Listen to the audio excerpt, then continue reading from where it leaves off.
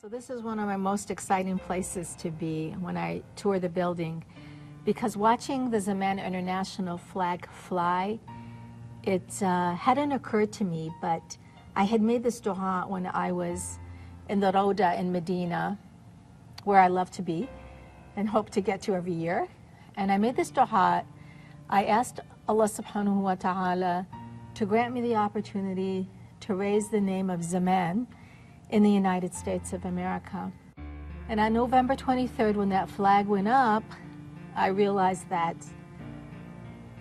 he's the best of planners, because certainly I wasn't connecting that that was probably the answer to the dua. It was a very, very emotional moment for me, to the point where I wouldn't even raise it myself. I really just wanted to watch it go up and to fly and to be a beacon in this great country for all of the good work that I know Zaman International will continue to do.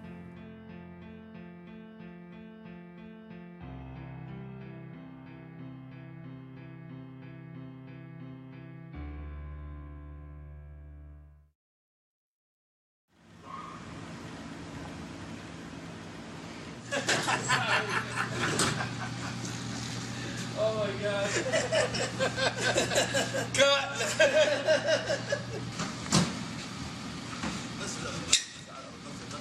So this is really exciting, because this is how we'll create our one-stop shop for our women.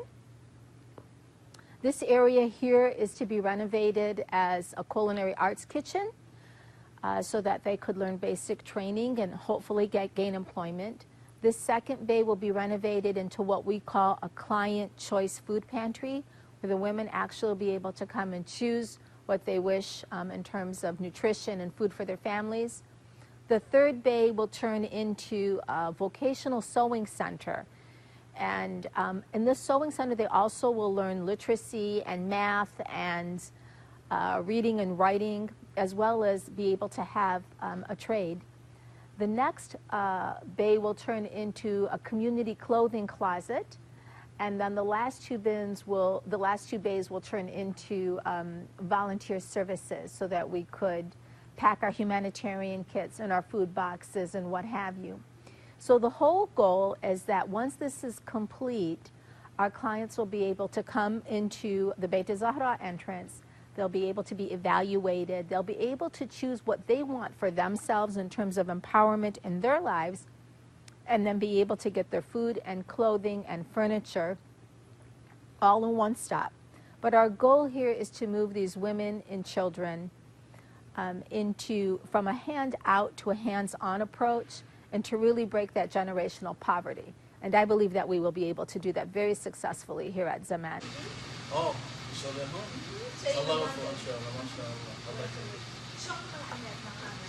I am the Director of Warehouse Operations Distributions, and my daily job is, daily duties are to come in and I make sure that the drivers are instructed where their pickups are, where their drop-offs are.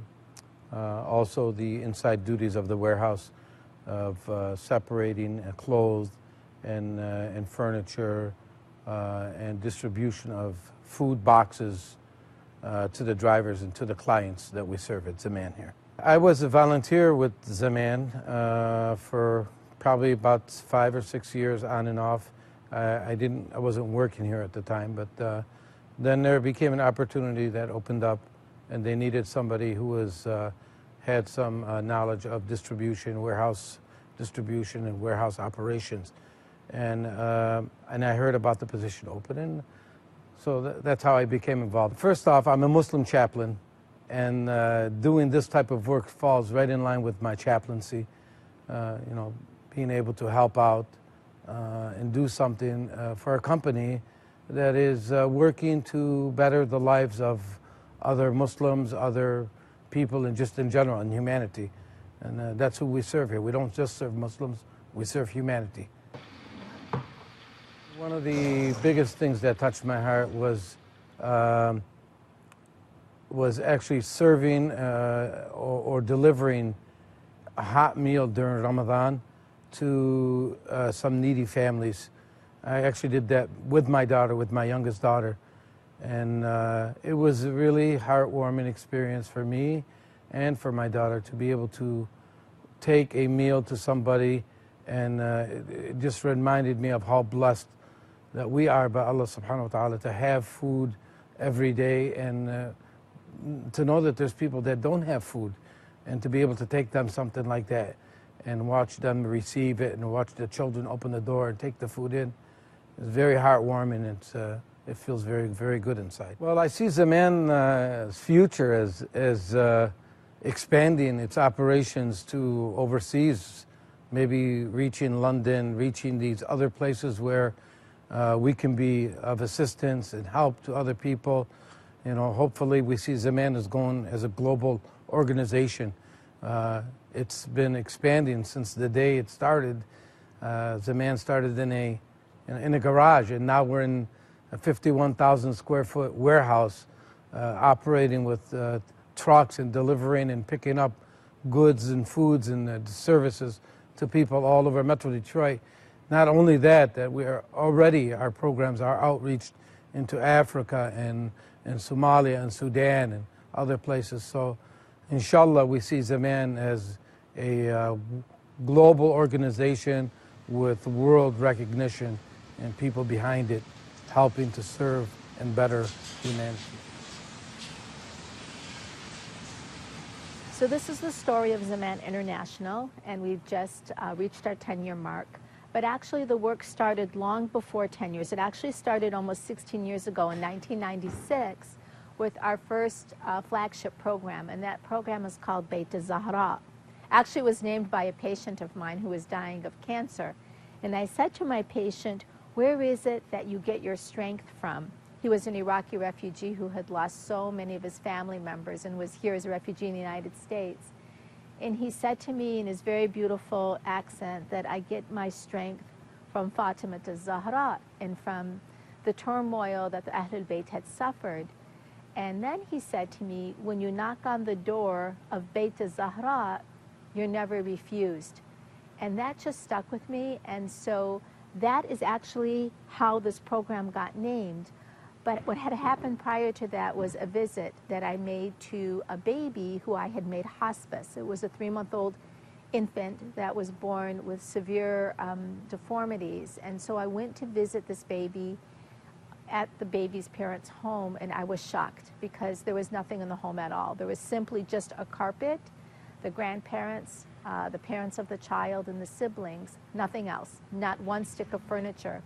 And so I asked them to bring me the baby, and when they brought the baby to me lying on a stack of white towels in a laundry basket, and that's all they had. And so I was quite taken back. I held myself because I didn't want to offend them at all. And I asked how it was that they warmed the baby's milk and how they refrigerated the baby's formula. And they showed me a picnic cooler, a styrofoam picnic cooler as a refrigerator, and also a just 2-burner picnic stove. And that's all they had. So when I left that house, I said, not on my time. This is a very affluent community, and this will not happen on my time. And so I began to make phone calls, and before the day was out, I had a refrigerator and a stove and sofas and clothing and food, and that was the first beginning of Beit Zahra.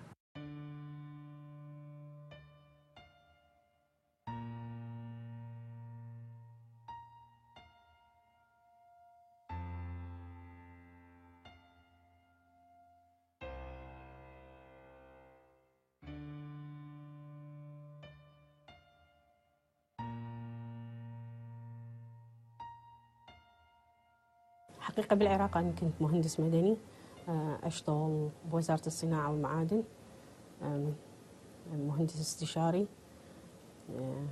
يعني اشتغلت بعدة مشاريع بالعراق بعدين اللي صار إنه بعد الحرب اللي صارت على العراق بال2003 تعرضت لانفجار واللي صار إنه أصبت برجلي وهاي الإصابة خلتني مقعدة تماما 1 سنة و3 شهور فبسبب هذا أنا فقدت وظيفتي وأثناء الانفجار فقدت عندي أولادي، يعني استشهدوا وراحوا أولادي.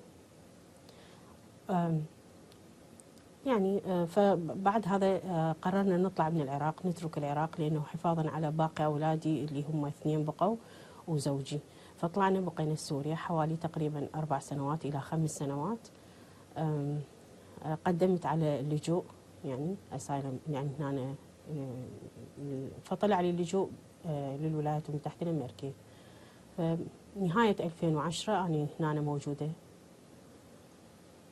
ويعني الحياة هنا أكيد تختلف عن البلاد عندنا، فكأنه واحد بدأ من جديد. فأكيد يعني ما تخلو من صعوبات وما تخلو من مشاكل. أنا من جيت هنا لأمريكا، أنا زوجي كان مريض بالسيجر، عنده الصرع.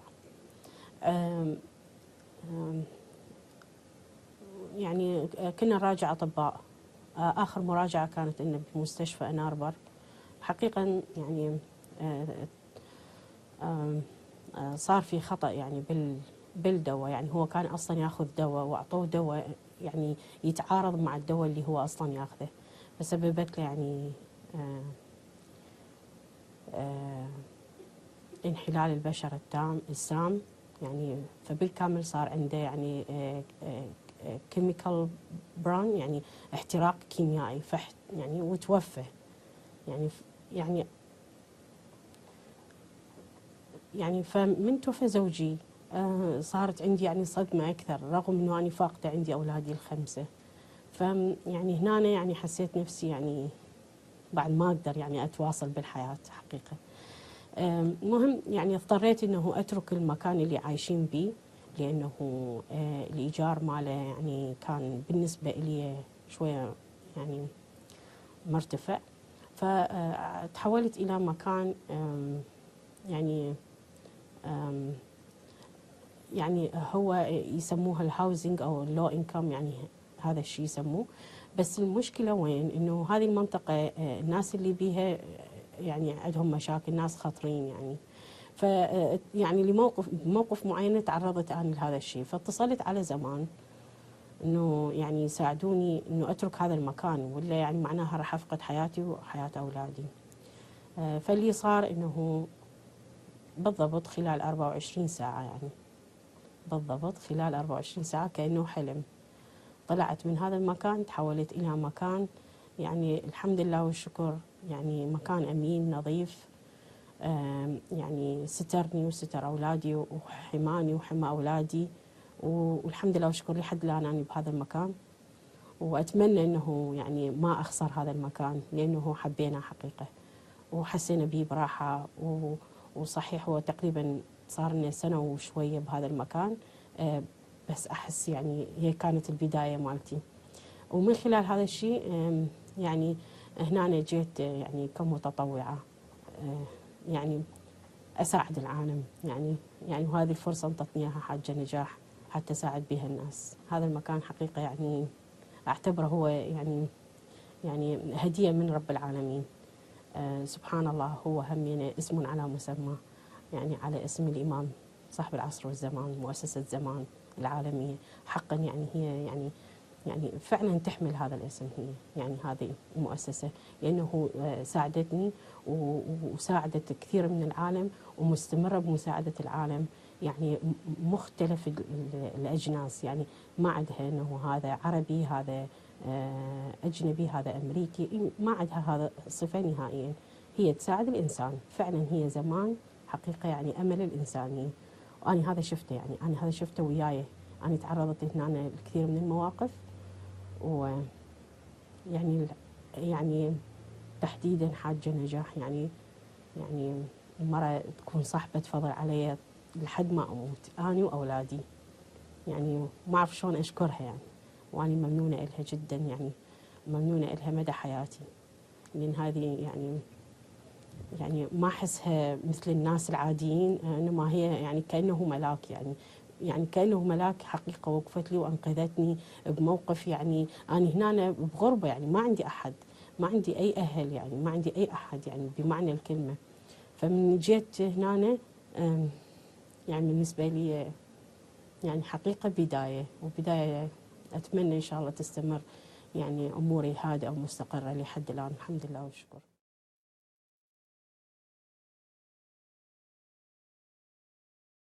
Then we actually move over to 2002. And again, that's another very, very compelling story where I was doing some training on mother-baby, care of the Muslim mother and her child at a hospital when one of the nurses had asked me to come with her into a pathology lab. So I followed her into this pathology lab, and she completely broke down and just started crying, and then she pointed to the shelf that had all of these containers in it. And when I inquired about what she wanted from me, she asked me to pull down a container, which I did, and I put a glove on my hand and I opened the container, and out I pull a little fetus. And I realized that that fetus was joined by 3 or 4 other fetuses in this container that was about this big, and that there were about 222 plus infants and babies of different sizes who had not been buried for many, many, many years. And they were kept on these shelves because the hospital did not know what to do with them since the parents had not signed the right documents.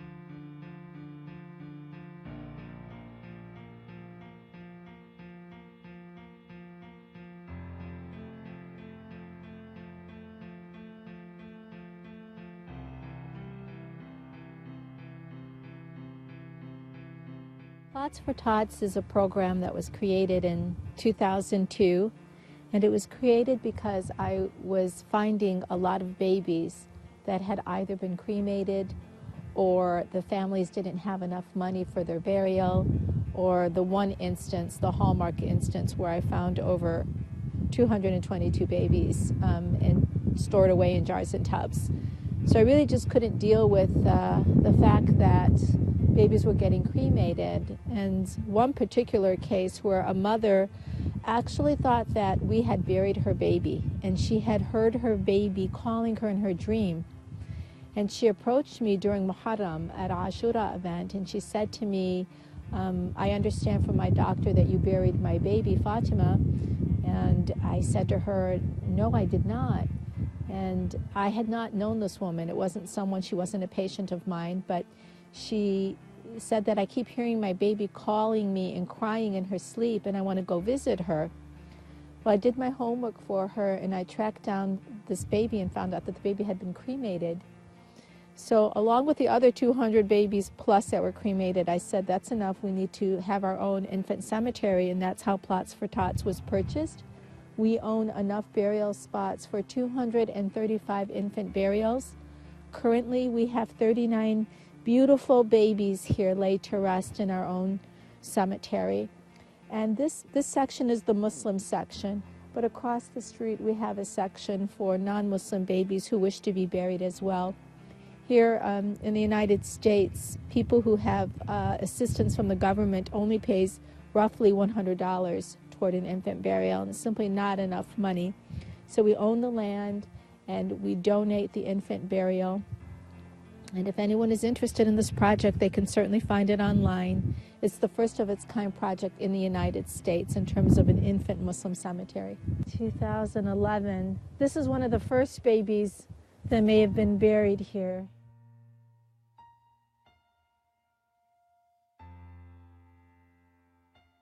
This baby is stillborn.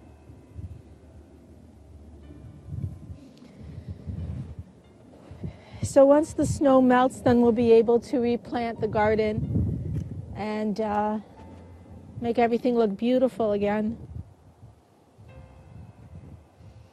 Losing a baby is so hard. I lost 2 babies.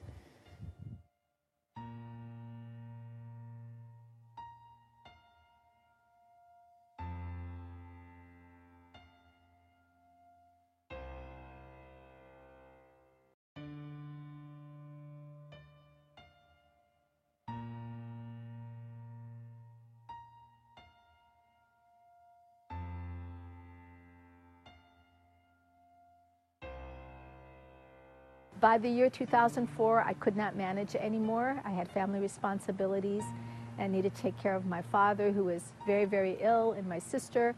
And so I decided to create a 501c3. The name was to be Salam International, and Salam, as we all know, means peace. But after I created those documents and I went to the lawyer, I just kept hearing this voice come to me, and it said, Zaman, not Salam. Zaman, not Salam. And I could hear it as clear as I'm speaking today. And so I stopped. As nurses, you learn to stop and think and listen to the voice inside of you. And I said to the lawyer, I don't think the name of this organization is Salam International. And in a post 9/11 environment, I really wanted a Salam International. I said, I'm hearing this voice that's saying Zaman International. And he says, well, what does Zaman mean? I said, it's a very lofty word. It's a very, very, very beautiful word. And it means time. It represents an era. It represents past and present and future. And he said, I love that name. And so I said, okay, let's change the name. So we changed the name and created the 501c3 in 2004. And then from there, Zaman just began to escalate over the past 10 years and continue to grow to serve people all around the world. So welcome to our Zaman International office. This office was donated by this dentist here next door who attended an event for Zaman International and was very moved by the work we do. And then he decided to donate this incredible 3,000 square foot office space for us. So welcome to our entrance. On this wall, we have our mission and our vision. And we really like to highlight here the principles that Zaman's based on: equity, mercy, justice, dignity, knowledge, compassion, opportunity, and peace. While we do operate here in Detroit, we also have projects in 12 other countries responding to natural disasters, but also responding to the shortage of water in the world, primarily building wells in Kenya and in places in Africa, such as Somalia. The entire office was donated by the community and built out by the community. Cost approximately $25,000 to do the build out. And we moved in 2010. On this wall, we like to highlight to our donors our food program. This food program happens every single day of the year, 365 days of the year. And it's hot food that we deliver to the most marginalized families, and we receive that through bakeries in our community. We also have a fresh food program, and then we also have a food box program that helps to sustain the families for nearly a month, which includes rice and essential grains and are very, very nutritious boxes. If you come here with me, you're into the Beit Zahra area, which is our flagship program. Beit Zahra is the program that takes care of marginalized women and children. And we have 2 trucks on our road, and we have clothing bins that help to collect the clothing, but also to help deliver furniture. Angela's in charge of our logistics, and she makes sure that our clients get what they need. Here we have our drivers who are bringing food boxes to the office for distribution to our families. This is our Beit Zahra office, where our director of Beit Zahra, Nancy, sits, and Lila, our grant writer, and Anna, our social worker. I think that a lot of times if I'm making appointments to do home visits and clients hear my voice, sometimes they don't expect, somebody who looks like me, who is Muslim, who wears hijab. And I've been very pleasantly surprised at the response that I get. I think it's a great opportunity to show people who we are, what we do, that we're active in our community, that we serve Muslims and non-Muslims alike. We don't discriminate, and I think it's a great picture to portray Islam, for them. I think it's a good opportunity for them to see what Muslims really are. I think the families and the stories that touch me most are the people that come in and are in such desperation. There's really no hope there. They really are in need, and it's a crisis. And we're able to come in and mobilize and just fulfill some of those needs, especially families that have children. It's very heartbreaking sometimes. About 4 days ago, we had a referral for a new family, and we did a home visit 4 days ago. We went into the home. It's a single mom. She has 4 children, and she was abandoned by her husband. She had saved up enough money to purchase a home in the city, but it was in very bad repair. There was no heat in the house, and we've had sub-zero weather. No heat, very, very minimal furnishings, and nobody around to help her at all. You know, she has no family, no friends or anything. So we were able to come back to the office and kind of pull a team together to make a huge change. And in a matter of 3 days, we had found a volunteer to go in and fix her furnace so that she has heat, to clean the house from top to bottom, to begin painting and furnishing the home, beds, clothing, food, refrigerators, appliances. So this was literally a family who was in great, great need. And in a matter of a very, very short time, we were able to pull together a group of people who made a huge change. Our construction person is Najah Bazzy, and Hussein actually built out this entire space and is also going to be in charge of renovating our new facility, which is 40,000 square feet, 8 times the size of this particular corporate office. Here, in this office, we have me, who's rarely in this office. But one of the things that I want to highlight is the sewing project that we had. And in the sewing project, what we did was try to teach sewing as a trade, but also literacy for our women. We would teach them their ABCs and then their numbers, and teach them how to write their children's names, their birth dates, and give them basic English skill sets so that they could communicate. Again, remembering that most of these women are female-headed households with no one to take care of them, living way below the poverty line. And in this particular room is our conference room. And many of our accolades and many of our awards, our grand opening, and one of the most important things is the establishment of Plots for Tots. This is one of our conference rooms, and today what we'll be doing is talking about our new facility with our project manager, and hopefully beginning to think about when renovations can start, and Zaman will have its first Hope for Humanity center in the world. And hopefully, God willing, many centers after that. Zaman International filled a void that hadn't been filled in the community. I think the fact that it was not a Muslim organization, but an organization that was called to serve and to help people of all faiths, any person of humanity that was being underserved. The fact that they had been on the ground doing work over many, many years without a home base was very compelling. That they were able to pull volunteers and family members from different ethnicities together to be able to serve people that were having difficult times. There was an elderly gentleman that we found out was sleeping and living in his car at a business establishment right down the street from us. This had gone on for over 2.5 years. He lost his job. He was a University of Michigan graduate, became unemployed, lost his home, lost his house, got divorced, all because his lack of opportunity to find a job to be able to help him stay on his feet. One of the community members had called us up and said, "You need to go see this man. He needs your help." So we went out. We met with him.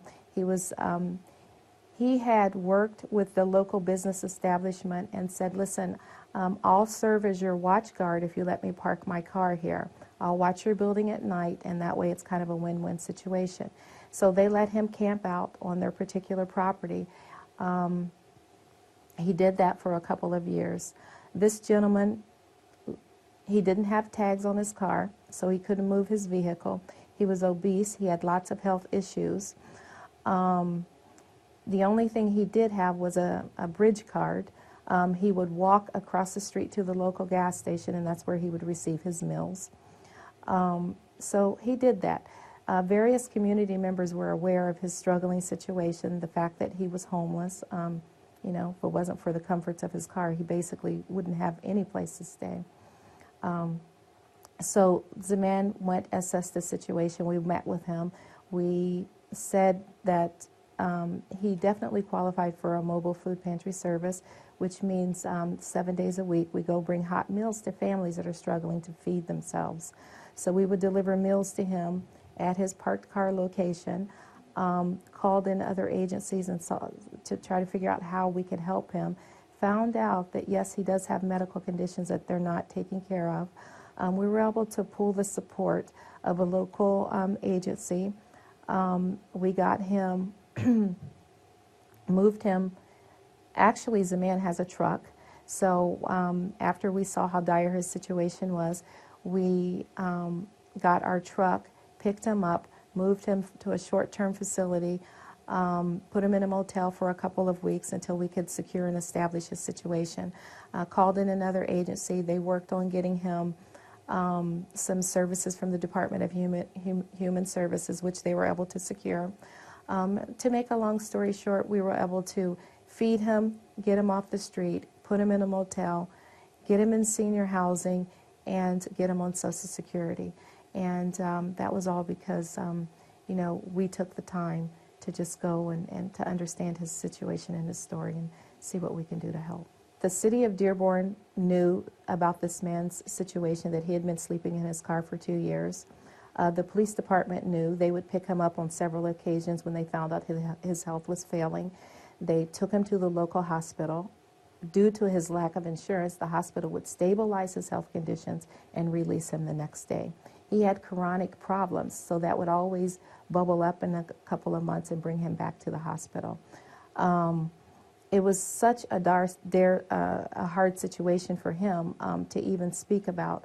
But through all of his hardship and not having, you know, means that normal people have, he still felt compassion and was kind enough to take his excess food and he would feed the birds around him. So the first time that I went to see him, there was a flock of birds on the ground, and I thought, you know, even in desperate situations, people genuinely have this attitude of caring and compassion, even for animals, you know. So I thought that was great. The thing with Zaman, it is a local organization, so I think that is tied to Southeast Michigan. I'm very passionate about the mission that they have, that they do concentrate on the marginalized women in the community. Zaman goes after women that probably are not best served by all of the other organizations that are out there because they provide a personal service. When Zaman goes out and meets these families and works with these families, I feel that Zaman is personally invested in empowering the women and making them stronger and making them leaders in their families. So they're not just a client, they're not just a number. I think there is a personal connection to every family that Zaman serves. نسمع الناس، نسمع همومهم، نسمع مشاكلهم. قسم من عندهم يعني صاروا يتصلون للمؤسسة بس حتى يسمعون، يعني حابيني، ما أعرف ليش. لأنه حقيقة أنا يعني على اللي مريت بيه أنا من ظروف شخصية وعلى اللي شفته، يعني أحاول إنه يعني أخفف عن العالم، يعني ولو بالكلام، يعني خاصة الإنسان المؤمن اللي عنده إيمان برب العالمين ويعرف إنه رب العالمين يعني ما يتركه نهائيا طالما هو دائما يذكر رب العالمين، فرب العالمين ما ينسى نهائيا. فيعني يخفف، يعني الناس يصير عندهم حالات وفاة، يعني يتركون كل الناس يجون يتصلون على مؤسسة زمان حتى بس يسمعون إنه شلون نخفف عنهم، شلون نساعدهم، بأي شيء نقدر نسويه، يعني أبسط شيء بالكلام يعني. وهذا يعني الحمد لله والشكر، هذا اللي الواحد يقدر عليه.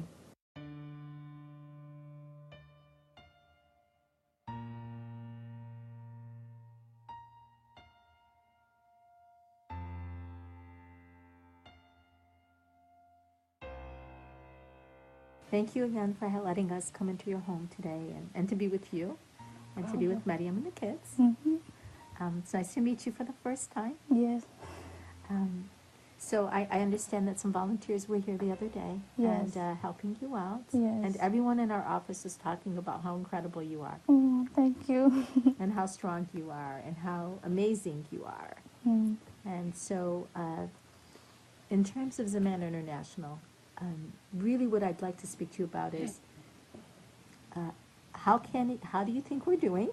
Very and how good. can we better serve people? And just what are your thoughts in general? Well, my experience is very good. I was very happy. I mean, when they came and showed up, they said, sit down and relax. I mean, that's the first time somebody told me that. You know, that's all. They said, sit down and relax, we're going to do it. That made my day, you know. I was very happy when they said that. I saw people, strangers that I never knew, that I don't know them, they just come to help me. It feels good. It's amazing. Thank you, guys. You're doing very good. I was worried. I got this house. I have no help. I said, what I'm going to do? You know, I never painted a house. I was going to do it all by myself. I started, and then they came. I said, okay, I'll go buy the paint. She said, no, don't buy the paint. We will get the paint. We will get everything. It was such a big relief, really. I can't express it. I can't really thank you enough, everybody. Thank you so much. No, that's the least that we can do. You're the one who's carrying the heavy load. And it gives people an opportunity to come together and to work together. So when you think about this beautiful new home that you have, what is your dream in this home? Well, this is my first home. It's kind of small, but I'm happy about it. I love my dream. It's a dream come true to own a home, you know. Sure. So this is just the first step. I want to do a lot of stuff in the future, inshallah. I'll see. Inshallah. Yeah. And I understand that you're a medical assistant. Yes, I am. I'm a nurse. Oh, okay. Good. Are you interested in working? Of course, I am looking for a job right now. Okay, well, we'll have to figure out how we're going to help you get that Okay, job and okay. help you to manage the kids as well. Zaman will be delivering a stove, Oh, wow. furniture, bedding, Wow. curtains, and I hope that your home will be beautiful and blessed, like you and your family. Is there anything else that you want to say? Any thoughts? No, I mean, if I can volunteer, just, you know, do something too. You guys just tell me, ask me. We're I'll in do this it. together. Yes, right? yes, we are. Okay.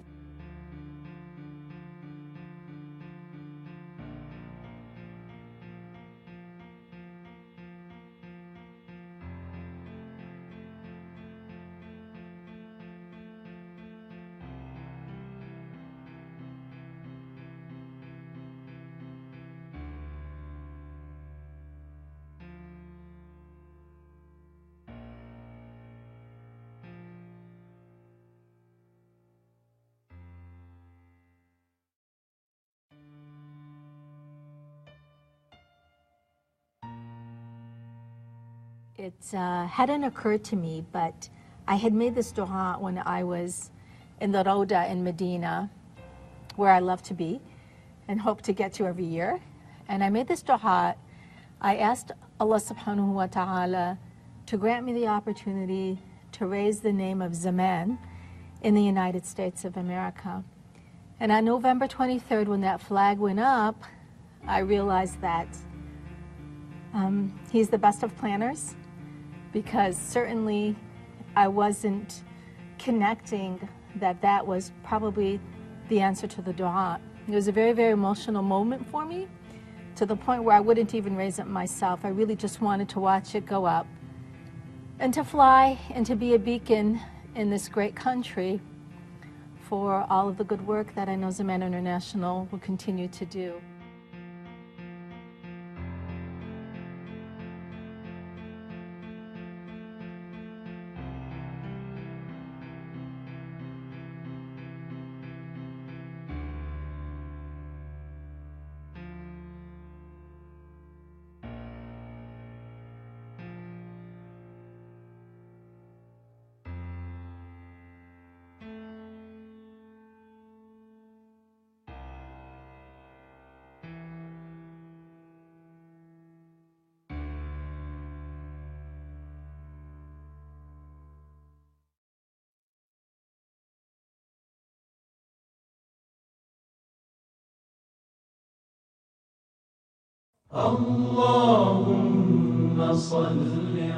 Ahlul Bayt TV, the holy household for every household.